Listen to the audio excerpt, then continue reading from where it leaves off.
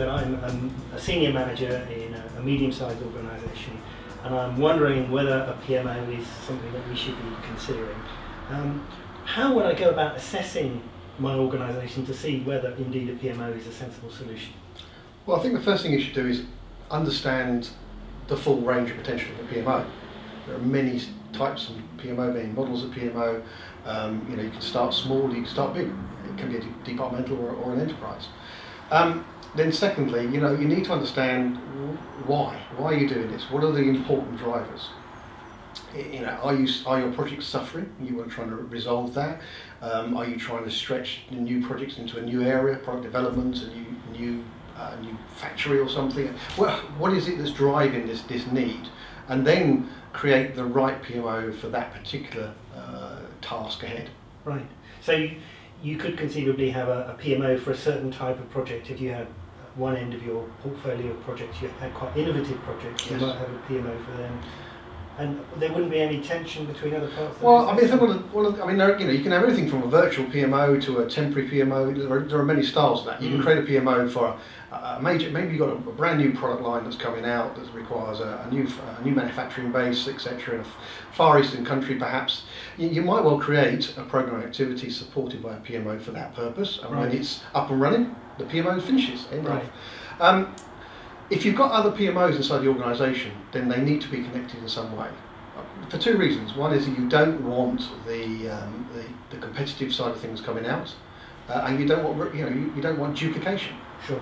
One of the driving purposes of a PMO is scale of economy, absolutely, and consistency of process and non-replication. So if suddenly you end up with two PMOs in two parts of the world, both developing their own methodology and project management training, etc., then that makes no real sense at all.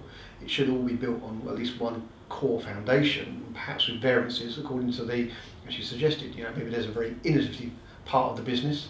I've seen it in software companies where the customer-facing projects are driven in one particular way, whereas the product development, because its very nature, is driven in a different way. But still, the foundations of process and control are the same. Right, so you could have a PMO if you were an organisation that was relatively immature in project terms. You might have a PMO that specialised in providing extra skills and project knowledge. Yes. Whereas if you were a more sophisticated, a more project mature organisation, you could also have a PMO, but the purpose would be fundamentally different. Yes, that's right. I mean, there are a number of models from supportive controlling through to directive. So typically, if you're a fairly immature organisation as far as project management is concerned, and you have a minimal budget and you're just trying to help the project management community, then often the investment starts with a supportive PMO. The project managers don't report into that PMO. It's usually often just one, maybe two people, and they're there just to help, give advice, guidance, answer the phone, answer emails, etc. Sure. You can go all the way to the other extreme, which is the directive, where all of the project managers report into the PMO typically. They own the projects, they take responsibility for the risk management of the project, and they almost kind of guarantee into the business that they will make sure these things are delivered and apply the right resources. And in between is kind of a kind of controlling, where it's a softer. It's not supportive, it's not directive. It's ownership of methodology framework. It's ownership of training. It's a little bit more interactive with the project managers. You've probably got some of your project managers reporting to PMO. You talked a bit about the political nature of PMOs and the importance of the skills of the leader in terms of project management and commercial awareness. So to what extent is the PMO dependent on the success of the leader, him or herself? Right. I think it's hard to specifically say how much, but I do believe it's fairly high as far as the influence of the leader. I've seen some really good leaders of PMOs and successful PMOs, and the two go hand in hand for sure. I've seen where they have the passion for projects, the inspirational leadership for the community of the project managers, the connection to the business, the love of what the business is doing, and strategic focus. In those cases, definitely they make a huge difference being that sort of leader. It's harder on the other side of PMOs that aren't successful, but certainly in the book I saw a couple of cases where the PMO leader was not a project experienced person. It didn't work. They were a successful operational unit leader, but they didn't understand projects. And the other one was where they were just too junior. They Right. didn't have the executive sponsorship inside the organisation. Yes. Yeah. So I can't put a figure on it, but I think at this point in time, because PMOs are so new, they are quite strongly driven by the type of person that's leading them as far as success is concerned. Yeah. Is there any research, or do you have any sense about whether an internal appointment is better than an external appointment? I can imagine that the PMO needs a good grounding in the culture of the business within which they're working, needs to be empathetic to the nature and culture of the business. I've seen both. A number of the ones that I interviewed were internal, they've ridden through the ranks, but equally I'd say the same number were external, they've been brought into the business. However, I think pretty much in every case where they've been brought into the business, they had a dedicated number two, an experienced person from within who was supporting them and, if you like, bringing that culture advice to them. Right. So it's absolutely really important to understand that. Yeah, okay, good. There are a lot of definitions of success in project management terms.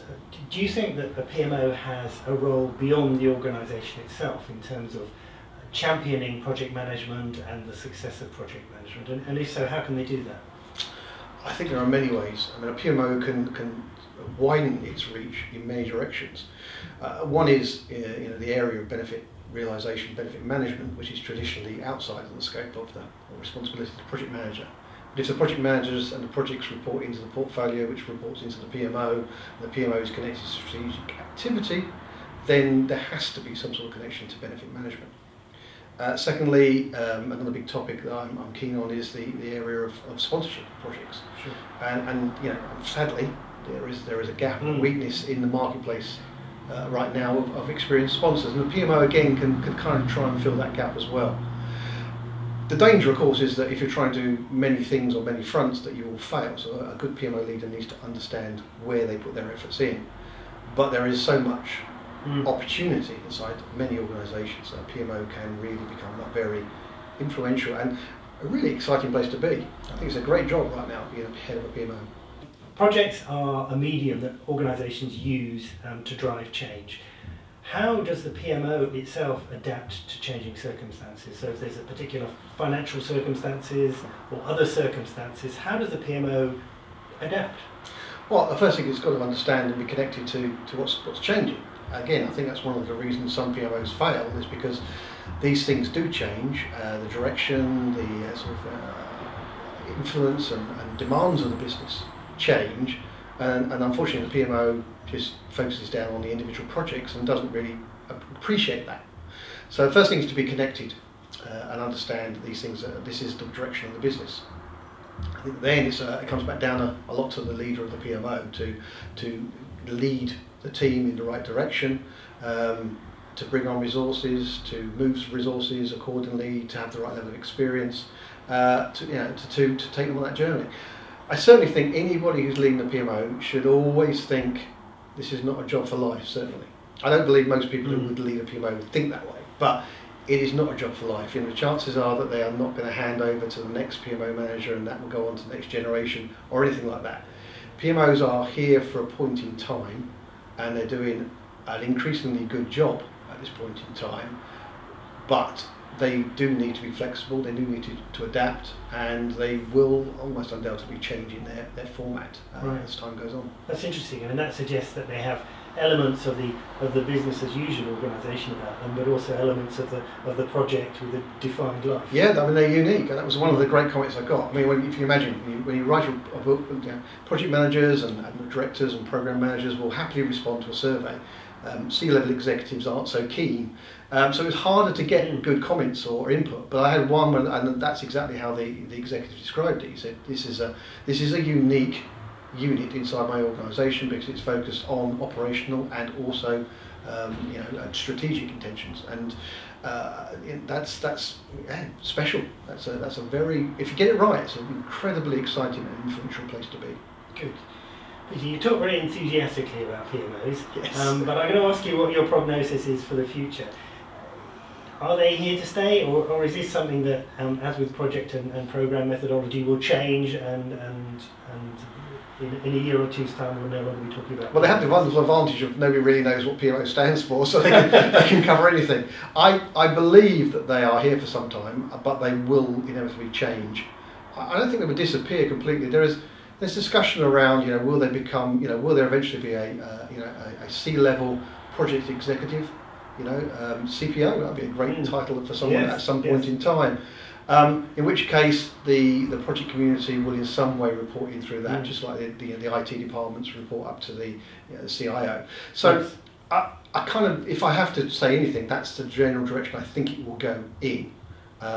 But that doesn't mean that it won't fundamentally change. I mean, if that happens, then some of the work the PMO is doing will go back into business as usual, and some of it will stay specialised.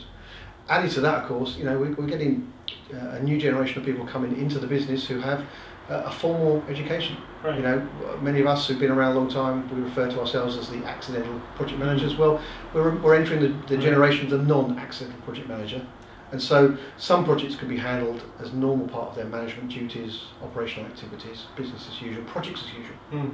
But there still will be those special projects that require the dedicated resources. And so I think the PMO will evolve in some way to some sort of project office that's probably reported to directly or indirectly to a C-level. Okay, good.